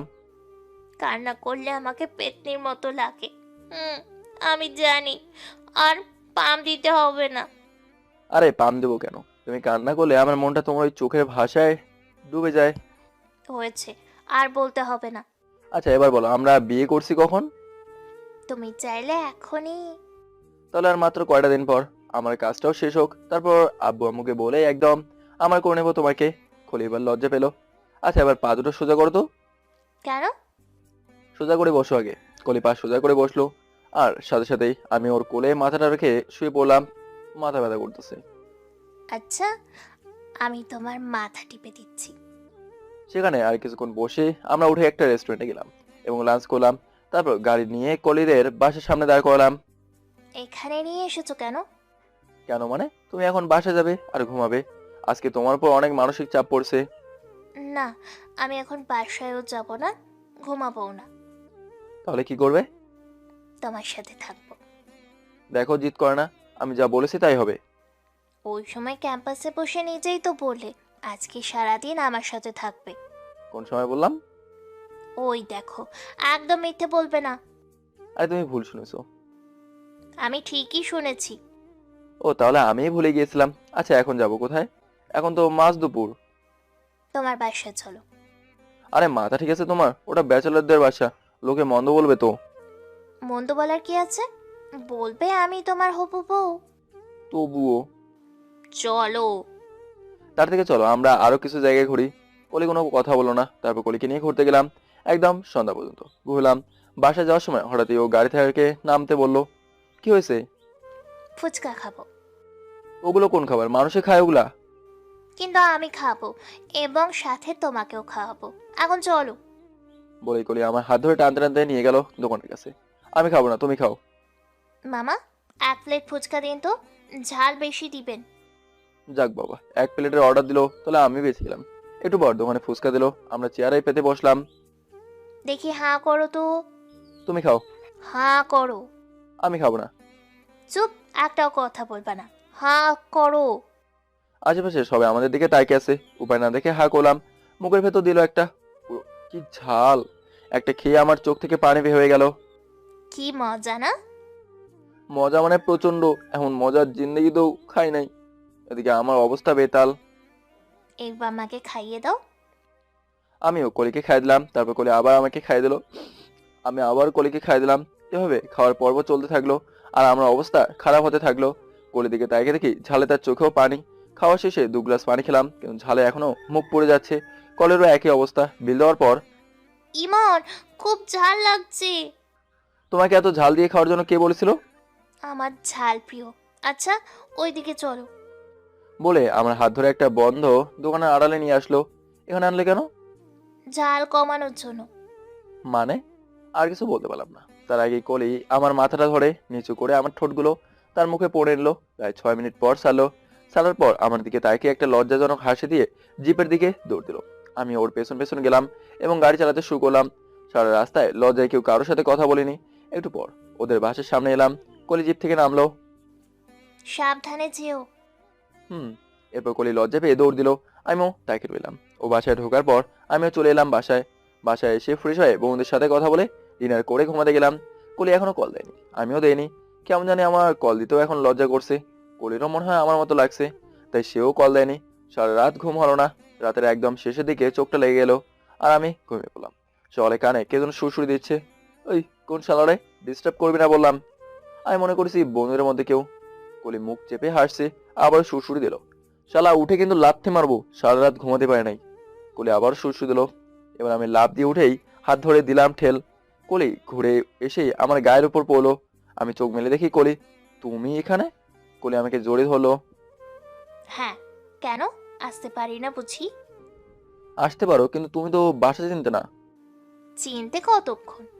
তাই হুম। আমিও কলিকে জড়িয়ে ধরে শুয়ে রইলাম। কিছুক্ষণ শুয়ে থাকার পর দেখি 8টা বেজে গিয়েছে। 10টায় আবার আমার অফিস, তাই কলিকে বললাম, পাখি হুম। এখন ওঠো, অফিসের টাইম হয়ে যাচ্ছে, আজকে থেকে অফিস জয়েন করতে হবে। হুম। আমার ফ্রেশ হতে হবে তো। হুম। তাহলে তুমি ওঠো, আমি ফ্রেশ হতে যাই। আর একটু থাকি। আচ্ছা, আমিও কলিকে জড়িয়ে ধরে শুয়ে রইলাম। আরো আধা ঘন্টার মতো ওভাবেই থাকলাম। আচ্ছা, তাহলে এখন আমি ফ্রেশ হতে যাই। আমার কথা শুনে কলি লাফ দিয়ে উঠে বসলো। কালকে রাতে তুমি কল দাওনি কেন? তুমি দাওনি কেন? আমার লজ্জা করছিল। বলেই বুকে মুখ লুকালো। আমারও অমনি অবস্থা হয়েছিল। পুরুষ মানুষের লজ্জা কিসের? এই প্রথম তো, তাই আর কয়েকবার করলে লজ্জা চলে যাবে। যা দুষ্টু। কলি লজ্জা পেয়ে বাইরে গেল, আর আমি ফ্রেশ হতে গেলাম। ফ্রেশ হয়ে বাথরুম থেকে বের হয়ে নিজের রুমে, নিজেই চিনতে পারছি না। পুরো রুমের গেট আপ চেঞ্জ করে দিয়েছে। বেশ ভালো লাগছে রুমটা এখন। আগে তো কোনো ময়লা স্তূপ মনে হতো। যাই হোক, রুম থেকে বের হয়ে দেখি মেহবুবরা সবাই নাস্তা করতেছে। খুব ভালো হয়েছে বোন। ভাবি ওই ডিশটা দিন তো, অনেক দিন পর মজার খাবার খাইলাম। ভাবি মাংসটা দেন তো, অসাধারণ হয়েছে। ওরা খাচ্ছে আর কলির প্রশংসা করতেছে। কিরে অনাহারের দল, এত খাবার তোদের আবার কে দান করলো? আমার ভাবি প্লাস বোন। আর কিছু জানার ইচ্ছে থাকলে গুগলে সার্চ মার। তা বুঝলাম, কিন্তু ভাই আমার বউয়ের আনা খাবার আমার জন্য অন্তত একটু রাখ। তোরা যে হারে খাওয়া শুরু করছোস তাতে মনে হয় আমি ভাগে পাবো না। ভাবি পানির গ্লাসটা নিন, আর ওই শালার মুখের উপরে মারেন আর বলবেন আমরা তোর জন্য না রেখে খাইছি কোনো দিন, একটা সিগারেট খাইলেও একসাথে খাই। বলে সাবেকি জিব্বায় কামড় দিল। কলি এতক্ষণ আমাদের কথা শুনে হাসছিল, কিন্তু সিগারেটের কথা শুনে রাগী ভাবে আমার দিকে তাকালো। কি, তুই সিগারেট খাস? আরে না না পাখি, সে তো জাস্ট একটা এক্সাম্পল দিল আর কি। সত্যি সাকিব ভাইয়া? আচ্ছা তাহলে খেতে বসো। হুম, আমি বসলাম। কলি খাবার দিল। এদিকে এসো। কলিকে টেনে আমার কোলে বসালাম। কি করছো? ভাইয়ারা আছে তো? মনে করো ওরা সবাই গরু, আর ওরা কিছু দেখতে পারছে না। ততক্ষণে ওদের খাওয়া শেষ, ওরা অফিসে যাচ্ছে। যাওয়ার সময় মেহবুব মাথায় একটা ঠোসা দিয়ে, ওই স্যার মশাই, তাড়াতাড়ি আসিস অফিসে। তোর ভাগতো। সবাই যাওয়ার পর দরজা লাগিয়ে টেবিলে এসে বসলাম। পাখি এদিকে আসো। কোলের হাত ধরে আবার কোলে বসালাম। আর জানে তুমিও কিছু খাওনি তাই না? হুম। আজকে তুমি আমাকে খাইয়ে দেবে, তার আগে আমি কলিকে এক লোকমা খাইয়ে দিলাম। তারপর কলিও আমাকে এক লোকমা খাইয়ে দিল। কেমন হয়েছে রান্না? অমৃতের মতো, কিন্তু যদি একটু। কিন্তু কি? কালকে রাতে ফুচকা খাওয়ার পর যেটা দিয়েছিলে সেটা দিলে সবচেয়ে বেশি ভালো লাগতো। যা শয়তান। থাক, না দিলে লাগবে না। কলির সাথে সাথে আমার কলার ধরে 4 ঠোঁট এক করে দিল। উফ, প্রায় 6 মিনিট পর চাইলো সেরে আমার বুকে মুখ লুকালো। দুজনে হাঁপাতে লাগলাম। এবারে খাবারটা অমৃতের চেয়েও মজা হবে। এরপর খাবার খেয়ে কলিকে তাদের বাসায় রেখে আসলাম, এবং সাথে সাথে কিছু গার্ডের ব্যবস্থা করে দিলাম। আর বললাম যাতে ঘর থেকে না বের হয়, কিছু লাগলে গার্ডদের বলে এনে দেবে। তারপর গেলাম অফিসে। আজকে এখানে নতুন কমিশনার আসবে, তাই প্রায় সব ধরনের আইনি কর্মকর্তারা উপস্থিত হয়েছে। সবাই ফুল দিয়ে স্বাগত জানাচ্ছে। আমি সবার সাথে হ্যান্ডশেক করলাম। এক পর্যায়ে মিস্টার রহমান, মানে কলির বাবা, পালা আসলো। তার সাথে হ্যান্ডশেক করে একটু পর তাকে আমার কেবিনে আসতে বললাম। কেবিনে ঢুকে বসলাম এবং চারপাশ ভালোভাবে পর্যবেক্ষণ করতেছি। তখন দরজায় নক পড়লো। স্যার আসবো? জি আসুন। কলির বাবা ঢুকলো এবং আমি সাথে সাথে দাঁড়িয়ে গেলাম। জি স্যার, ডেকেছিলেন যে? আঙ্কেল, এসব ফর্মালিটি বাদ দিন। এখানে শুধু আপনি আর আমি। আমাকে নাম ধরে ডাকেন, আর আমি আপনার ছেলের মতো। বসুন। হ্যাঁ বাবা বলো। কালকে কোলের উপর যে অ্যাটাক হয়েছিল সেটা নিয়ে কিছু কথা ছিল আপনার সাথে। হ্যাঁ বলো। আমার 2টা প্রশ্ন। প্রথমটা হলো, এখানে যে সন্ত্রাসী এত উপদ্রব, আপনি সেটার বিরুদ্ধে কোনো পদক্ষেপ নেননি কিনা? আর দ্বিতীয়টা হলো, কোলের উপর অ্যাটাক কেন হয়েছিল, কিংবা কারা করছিল? আঙ্কেল একটু নড়াচড়া দিয়ে বসলেন। এখানে যে সন্ত্রাসী কিংবা ড্রাগসের ব্যবসার সাথে জড়িত ছিল তারাই কলির উপর অ্যাটাক করেছে। এর আগেও আমার মেয়েটাকে কিডন্যাপ করেছে, আবার মেরে ফেলার হুমকিও দিয়েছে। আমি চেয়েছি তাদের শনাক্ত করতে পারিনি, শতবার চেষ্টা করেছি, ততবার কলির উপর অ্যাটাক হয়েছে। কলি পেছনে সবসময় ওদেরই লোক লাগানো থাকতো, তাই আমি চেয়েও কিছু করতে পারিনি। এক পর্যায়ে এমন আমি হাল ছেড়ে দিয়েছি। আমি চেয়েছি ট্রান্সফার হয়ে যাব অথবা মেয়েটিকে অন্য কোথাও পাঠিয়ে দেবো, কিন্তু তাও করতে দেয়নি ওরা। ও, তা আপনি কি কাউকে চিনেছেন? মানে কি আপনাকে হুমকি দিত? শফিক নামের একজন আমাকে হুমকি দিত, আর আমার মনে হয় শফিকই এসব কিছুর লিডার। না আঙ্কেল, শফিক এই 1 সপ্তাহ ধরে আমার কাছে বন্দি। এর পেছনে ভার্সিটির কেউ আছে, এমনকি ইংরেজি ডিপার্টমেন্টের পিওনও এর সাথে জড়িত আছে। ওরা আমার মেয়ের উপর অ্যাটাক করলো কেন? আঙ্কেল, আমি এই মিশনে আরো 2 মাস আগে নেমেছি। ভার্সিটির ছাত্র সেজে আমরা অপারেশন চালিয়ে গিয়েছি এবং এক এক করে সন্ত্রাসীদের গ্যাংকে ধ্বংস করে দিয়েছি। ওরা হয়তো আপনাকে সন্দেহ করেছিল, তাই কলের উপর অ্যাটাক করেছিল। আচ্ছা, গতকালকে ওই সন্ত্রাসীটাকে চেনেন? না বাবা, দেখিনি কখনো। এটাকে চেনেন? না। আচ্ছা আঙ্কেল, আপনি যেতে পারেন। আর হ্যাঁ, আগামী সপ্তাহে আমার বাবা মা আপনাদের বাসায় যাবে। আচ্ছা বাবা।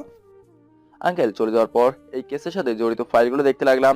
অফিস শেষে প্রশাসনিক গাড়ি নিয়ে বাসা আসলাম। যেহেতু অফিস জয়েন করছি, এখন প্রশাসন থেকে দেওয়া ফ্ল্যাট কালকে উঠে হবে। বন্ধুরা তাদের নিজ নিজ ফ্ল্যাটে উঠবে।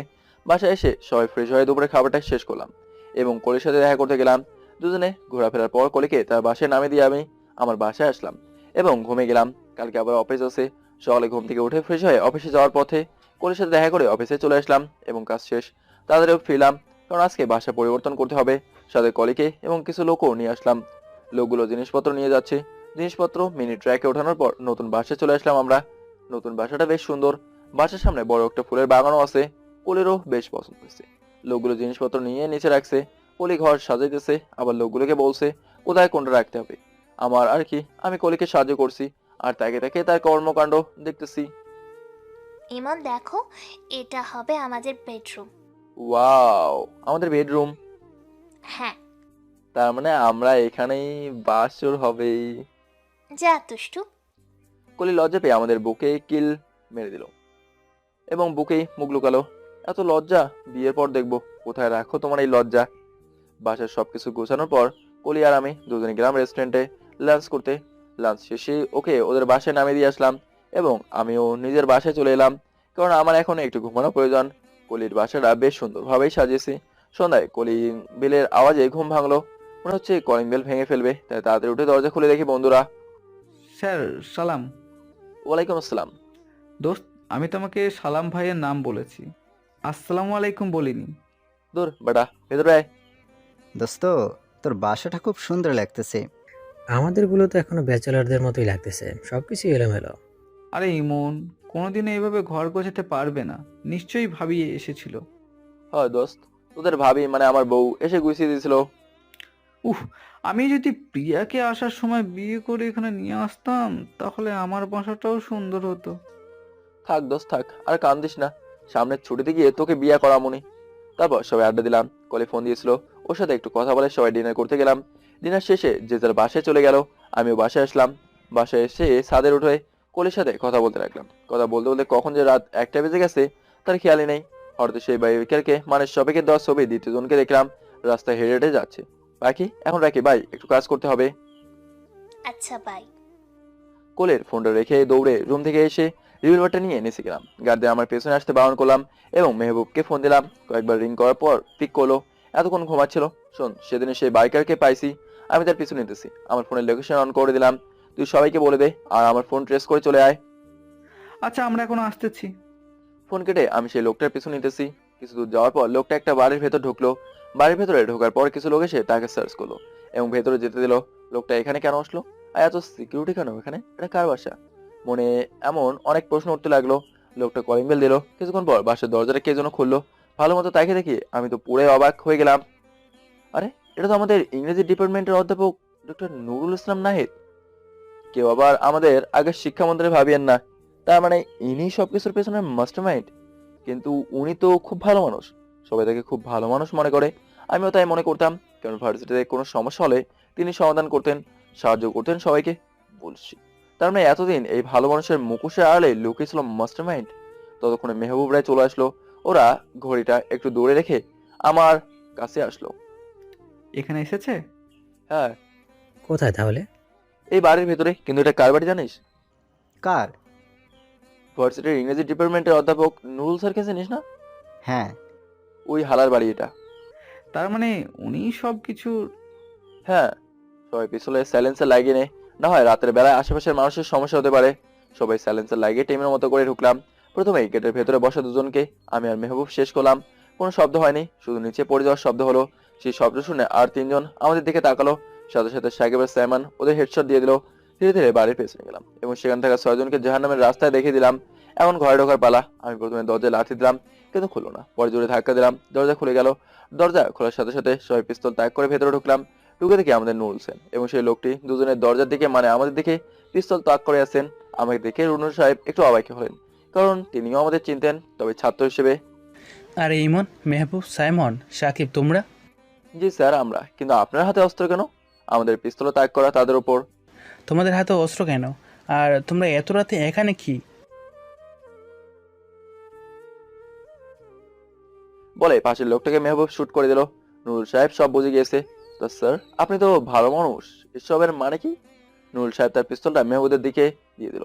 মনে হয় সে বুঝতে পেরেছে যে তার বাঁচার কোনো রাস্তা খোলা নাই। নুরু, বসে এখানে। আমি গিয়ে একটা সোফায় বসলাম, সেও বসলো। মেহবুবরা পিস্তল নামিয়ে দাঁড়িয়ে আছে। টাকা, ক্ষমতা, বুঝছে এমন? তাই তো ভালো পর্যায়ে ভার্সিটির জব করতেন, তাতে কি টাকা সম্মান পাওয়া যেত না? তবে শোনো, একটা মেধাবী ছেলে গ্রাম থেকে এই শহরে আসে আমাদের ভার্সিটিতে পড়ালেখার জন্য। ছেলেটা খুবই মেধাবী ছিল, কিন্তু দরিদ্র। তার পরিবার বলতে ছিল শুধু মা। শহরে এসে কয়েকটা টিউশনি করে ছোট্ট একটা বস্তিতে মাকে নিয়ে থাকতো এবং পড়ালেখা করতো। ভার্সিটিতেও বড় ভাইদের নানা অত্যাচারে তাকে সহ্য করতে হতো। এভাবে কষ্ট করে ভার্সিটির জীবন শেষ করে এবং চাকরি খুঁজতে থাকে একটি সুন্দর জীবনের আশায়, কিন্তু পায় না, কারণ ছেলেটার ক্ষমতা প্লাস ঘুষ দেওয়ার মতো কিছু ছিল না। কিন্তু সে হার মানেনি, চাকরির কুস্তি থাকতো এবং টিউশনি করে সংসার চালাতো। একদিন হঠাৎ তার মা অজ্ঞান হয়ে যায়। মাকে নিয়ে ডক্টরের কাছে যায়। ডক্টর বলে তার মায়ের নাকি অনেক বড় অসুখ হয়েছে এবং তাকে যত তাড়াতাড়ি সম্ভব অপারেশন করাতে হবে। কিন্তু ছেলেটার কাছে টাকা ছিল না। ছেলেটা ভেঙে পড়েছিল, কারণ তার পুরো পৃথিবী ছিল তার মা। মায়ের মুখের দিকে তাকিয়ে চোখ মুছে বেরিয়ে পড়লো চাকরির সন্ধানে। কিন্তু এই বেইমান পৃথিবীতে কেউ ঘুষ ছাড়া চাকরি পায় না। সেও পায়নি। যা পেত তা দিয়ে তার মায়ের চিকিৎসা করাতো, তা পারবে না। এরপরে আরেকদিন পর তার মা অজ্ঞান হয়ে যায়। এবার ডক্টর বলে 2 ঘন্টার মধ্যে অপারেশন না করাতে পারলে তার মাকে বাঁচানো সম্ভব নয়। ছেলেটি ডক্টরের পায়ে পড়ে যায় এবং অপারেশন করাতে বলে। লাগে টাকার জন্য সে তার কিডনি বিক্রি করে দেবে, কিন্তু ডক্টর তার সেই আর্তনাদ শুনেনি। গ্রামের বাড়িতেও ছোট্ট একটু গড়, তাও নদীর পাশে। তা বিক্রি করলে 100 ভাগের 10 ভাগ টাকাও জোগাবে না। ছেলেটি সেদিন পাগল হয়ে যায় এবং টাকার জন্য রাস্তায় রাস্তায় কুকুরের মতো দৌড়াতে থাকে, কিন্তু কোথাও টাকার সন্ধান পায় না। সারা শহর পাগলের মতো ঘোরার পর একটা ভাঙ্গা ঘরের পাশ দিয়ে হেঁটে যাচ্ছিল। তখন থেকে কয়েকটা লোক ঘরের মধ্যে বসে বান্ডিল বান্ডিল টাকা গুনছে। ছেলেটা সোজা সেই লোকটার পায়ে গিয়ে পড়ে। সেই মায়ের অপারেশনের জন্য টাকা চায়। লোকটা টাকা দেয়, কিন্তু শর্ত হলো লোকটা যখন যা বলবে তখনই তাই করতে হবে। এবং ছেলেটি রাজি হয়ে যায়। তারপর টাকা নিয়ে দৌড়ে হসপিটালে চলে আসে, কিন্তু ততক্ষণে তার পৃথিবী ধ্বংস হয়ে যায়। তার মা দুনিয়া ছেড়ে বিদায় নেয়। ছেলেটা টাকা নিয়ে দৌড়ে হসপিটালে আসার পর নার্স তাকে একটা সাদা কাপড়ে ঢাকা লাশের কাছে নিয়ে যায়। লাশের মুখের কাপড়টা উঠে ছেলেটা নিশ্চুপ হয়ে যায় এবং খানিক বাদে অট্ট হাসিতে ফেটে পড়ে আর বলে, মা তুমি দেখে নিও, এই নিকৃষ্ট শহরকে আমি ডাস্টবিনে পরিণত করে দেব। নুরুল স্যার থামলেন এবং তার চোখের পানি মুছলেন। আমিও আমার চোখের পানি মুছলাম। এখান থেকে শুধু আমার খেলা শেষ। যে টাকা দিয়েছিল তাকে মেরে আমি হলাম কিং। এখন আমার ক্ষমতা পুরো বাংলাদেশ। তিনি আবারও বলে উঠলেন, তোমরা আমাকে নিয়ে যাবে ঠিক আছে, কিন্তু সকালের আগে আমি কিন্তু আবার মুক্ত হয়ে যাব। আমি আবার উঠে দাঁড়ালাম। সবাইকে একটু শুধুই মাপা ঠিক না স্যার? হ্যাঁ আপনার সাথে অন্যায় হয়েছে, কিন্তু সেই একই অন্যায় কিংবা তার চেয়েও বেশি আপনি অন্যের সাথে করছেন কিংবা করছেন। থাক, তোমার আর শেখাতে হবে না। এখন আমাকে কি জেলে নিয়ে যাবে নাকি রেখে যাবে? অবশ্য নিয়ে গিয়েও লাভ নেই, সকালে আবার ছেড়ে দিতে হবে, আবার বাসা ড্রপও করে দিতে হবে। না স্যার, আমরা মিশনে নামলে কাউকে জেলে নেই না, সোজা উপরে পাঠিয়ে দেই। কথাটা বলার সাথে সাথে নুরুল নিচে পড়ে থাকে। পিস্তলটা উঠিয়েই ঠাস আমাকে শুট করলো এবং গুলিটা এসে আমাদের কাঁধে লাগলো। সাথে সাথেই মেহবুব নুরুলকে হেডশট দিয়ে দিল। ওরা সবাই এসে আমাকে ধরলো। মেহবুব এসে আমাকে আমার গুলি লাগানো স্থানটা চেপে ধরলো। মেহবুব আমাকে নিয়ে গাড়িতে উঠলো। আমি হেড অফিসে ফোন দিলাম। হ্যাঁ ইমন, বলো ওদিকের কি অবস্থা? Sir mission completed. Well done my son. তোমরা সবাই ঠিক আছো তো? জি স্যার, শুধু আমার একটু গুলি লেগেছে। তুমি কোথায়? এখন হসপিটালে যাচ্ছি, এখন রাখি। তাড়াতাড়ি যাও। ফোনটা রেখে দিলাম। প্রচন্ড ব্লাডিং হচ্ছে। মেহবুব এক হাত দিয়ে গাড়ি ড্রাইভ করছে, আরেক হাত দিয়ে আমার ক্ষতস্থান চেপে ধরেছে। তোর এমন করছিস কেন? কিচ্ছু হয় নাই শালা, কাঁধেই তো গুলি লেগেছে, এটা কোনো ব্যাপার না। আর একটা কথা বলবি তো লাথি মেরে গাড়ি থেকে ফেলে দেবো। তোর প্রচণ্ড ব্লাডিং হচ্ছে, সমস্যা তো এখানেই। আরে কোনো প্রবলেম হবে না, তুই আসোস তো সাথে? চুপ করে বসে থাক। কিছুক্ষণ পর হসপিটালে এসে পৌঁছলাম। গাড়ি থেকে নেমে মেহবুবের কাঁধে ভর দিয়ে চললাম। মেহবুব এক হাত দিয়ে শক্ত করে ধরে, এক হাত দিয়ে গুলি লাগা স্থান ধরে আছে আর ডক্টরকে ডাকতেছে। আসলে আমাদের টিমের 4 জন কলেজ থেকে শুরু করে ভার্সিটি পর্যন্ত একসাথে স্টাডি করছি, তারপর একসাথে জব করছি। কিন্তু মেহবুব হলো আমার বেস্ট ফ্রেন্ড, তার থেকেও বেশি। ভাইয়ের চোখেও কম না।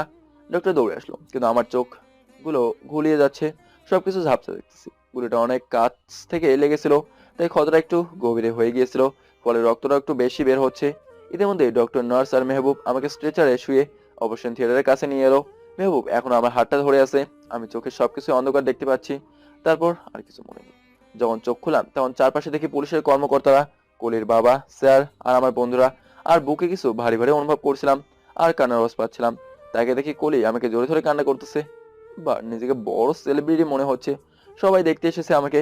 আমার দিকে মুখ তুলে তাকালো। কিছু বলার আগেই আমি ওকে আবার বুকের সাথে চেপে ধরলাম। এই অবস্থাতেও তোমার মজা করা গেল না? করে শালা বাবুরা। কিছু না, তুই বোনকে মানে ভাবির সাথে কথা বল, আমরা বাইরে যাচ্ছি। আর হ্যাঁ, ভাবিও কিন্তু সকাল থেকে কিছু খায়নি, আমি খাবার পাঠিয়ে দিচ্ছি। কলির বাবা আমার মাথায় হাত বুলিয়ে বাইরে গেলেন। এতক্ষণে সবাই লজ্জা লাগলো শালার। তার মানে তার সামনে তার মেয়েকে জড়ি ধরে আছি আমি। আমার তো মনেই ছিল না। সবাই বাইরে চলে গেল। আমি ঘড়ির দিকে তাকে দেখি 11টা বাজে। পাখি এখনো কান্না করবে? তো তোমার এই অবস্থা হলো কেমনে? সে এক লম্বা কাহিনী। তার আগে বলো, তুমি সেই কখন থেকে আমাকে এভাবে জড়ি ধরেছিলে? সকাল থেকে। স্যার, বন্ধু, তোমার আব্বু সবার সামনেই? অমনি আমার বুকে আবার মুখ লুকালো। আমি খেয়াল করিনি। মা গো মা, এত ভালোবাসা! একটু পর মেহবুব খাবার নিয়ে আসলো। খাবার টেবিলের উপর রেখে, তোরা খেয়ে নে। আচ্ছা শোন, হ্যাঁ বল। আম্মু আব্বুকে কিছু বলেছিস? না, আঙ্কেল আন্টি তাহলে কান্না করতে করতে তখনই রওনা দিত। এই একটা ভালো কাজ করেছিস, এখনো কিছু বলিস না। ঠিক আছে। তারপর কলি আমাকে খাইয়ে দিল এবং নিজেও খেলো। বিকালে ডক্টর রিলিজ করে দিল। বাসায় আসলাম। কলিও বাসায় আসলো আমার সাথে। প্রায় 15 দিনের মতো লাগলো সুস্থ হতে। এ কদিন কলি সবসময় আমার সাথে থেকেছে এবং আমার সেবা করছে। সকালে আসতো আর রাতে চলে যেত। অবশ্য আমি পাঠিয়ে দিতাম। এখন আমি পুরোপুরি সুস্থ। সকালবেলা আম্মুকে ফোন দিলাম। হ্যালো। আসসালামু আলাইকুম আম্মু। ওয়ালাইকুম আসসালাম। কেমন আছিস বাবা? ভালো আম্মু, তোমরা কেমন আছো? আর আব্বু কোথায়? আমরা ভালো আছি। তোর আব্বু বাজারে গিয়েছে। তারপর আম্মুর সাথে আরো কথা বললাম। কথা বলার এক পর্যায়ে আম্মু আবার বিয়ের কথা বললো। তবে এবার আর বিরক্ত লাগলো না। আচ্ছা যাও, তোমাদের ইচ্ছে পূরণ করলাম। ঢাকা চলে এসো এবং দেখো আমার পছন্দের সাথে তোমাদের পছন্দ মেলে কিনা। তোর পছন্দ মানে? তুই তো কাউকে পছন্দ করতি না। কিন্তু এখন করি। আগেও তো জিজ্ঞাসা করেছিলাম, তখন তো কিছু বলিসনি। এখানে আসার পরে পছন্দ হয়েছে। আম্মু অনেক খুশি হয়েছে। সত্যি বলছিস বাবা? তাহলে আজকেই আমরা রওনা দিব। আচ্ছা ঠিক আছে। আম্মুর সাথে কথা বলে ফোনটা রেখে বসলাম। তখনই কলিং বেল বেজে উঠলো। গিয়ে দরজা খুললাম। দেখি কলি খাবার বাসায় নিয়ে এসেছে। ওর হাত থেকে হট কেয়ারটা টেবিলের উপর রাখলাম এবং করে তুলে নিলাম। কি হলো জনাব, এত খুশি কেন? আম্মুকে বলেছি তোমার কথা। আম্মু খুব খুশি হয়েছে এবং কালকে আসতেছে। আমার কথা শুনে কলি আমাকে জোরে ধরলো। সারাদিন কলিকে নিয়ে সব জায়গায় ঘুরলাম। পরদিন ফজরের পর কলিকে নিয়ে স্টেশনে গেলাম, কারণ আজকে আব্বু আম্মু আসবে। কিছুক্ষণ বসার পর বাস আসলো। বাস থেকে আব্বু আম্মু নামলো। আমি আর কলি তাদের সামনে গেলাম। গিয়ে আব্বু আম্মুকে জোরে ধরলাম। অনেকদিন পর দেখা হয়েছে। তারাও আমার খোঁজ খবর নিতে লাগলো। তোমাদের একজনের কথা বলেছিলাম যে, ও কলি। তারা কলির দিকে তাকালো। কলি আব্বুকে সালাম করলো। পরে আম্মুকে সালাম করতে যাবে তখন আম্মু তাকে উঠিয়ে জোরে ধরলো। সারা রাস্তায় আব্বু আর আম্মু কলির সাথে কথা বলেছে। আমাকে যেন এখন আর চিনেই না। আব্বু আম্মুকে বাসায় নিয়ে গেলাম এবং কিছুক্ষণ কথা বলে কলিকে তার বাসায় পৌঁছে দিতে গেলাম। আর বললাম কালকে বিকালে আব্বু আম্মু তাদের বাসায় গিয়ে বিয়ের প্রস্তাব নিয়ে যাবে। কলিও খুব খুশি হলো। বাসায় এসে আম্মু আব্বুর সাথে কথা বললাম। দুপুরে রেস্টুরেন্টে যাওয়ার জন্য বের হব। যদিও আম্মু রান্না করতে চেয়েছিল, কিন্তু তারা জার্নি করে এসেছে, এখনই ক্লান্ত, তাই আমি করতে দেইনি। রেস্টুরেন্টে যাওয়ার উদ্দেশ্য দরজা খুললাম। খুলে দেখি কলি কতগুলো ব্যাগ নিয়ে হাজির। আর তুমি আর এতগুলো ব্যাগ কিসের? কোথায় যাচ্ছ? কোথাও যেতে হবে না, ভেতরে চলো। মানে? মানে সবার জন্য খাবার নিয়ে এসেছি আমি। ইমন, কে এসেছে রে? আম্মু, তোমার বৌমা। বৌমা বলায় কলি একটু লজ্জা পেল। কলির হাত থেকে ব্যাগগুলো নিয়ে ভেতরে ঢুকলাম। আরে মা, তুমি? জি আম্মু, আপনাদের জন্য নিজের হাতে রান্না করে নিয়ে এসেছি। পাগলি মেয়ে, এত কষ্ট করার কি দরকার ছিল? ও কিছু না, চলেন খেতে বসবেন। তারপর সবাই একসাথে খেতে বসলাম। আম্মু আব্বু কোলের রান্নার প্রশংসা করলো। খাওয়া দাওয়া শেষে কলেকে বাসায় পৌঁছে দিলাম। পরদিন বিকালে আব্বু আম্মু কোলের বাসায় গেল এবং বিয়ের কথা পাকাপাকি করে এলো। দেখতে দেখতে বিয়ের দিনও চলে আসলো। সবাই খুব খুশি।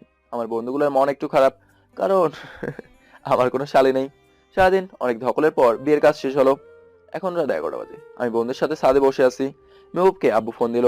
আব্বুর সাথে কথা বলে, দোস্ত চল, কোথায়? ভাবি তোর অপেক্ষা করছে। দোস্ত ভয় লাগতেছে। ধুর বেটা, কিসের ভয়? সবাই ধরে বাসর ঘরে ঢুকে দিল। কলে খাটের মাঝে একটা লম্বা ঘোমটা পড়ে বসে আছে। আমি ধীরে ধীরে খাটের কাছে গেলাম। খাটের কাছে যাওয়া মাত্রই কলে খাট থেকে নেমে আমাকে সালাম করলো। আমি তাকে জড়িয়ে ধরলাম। তারপর, ভাই আর লিখতে পারবো না, আর লিখলে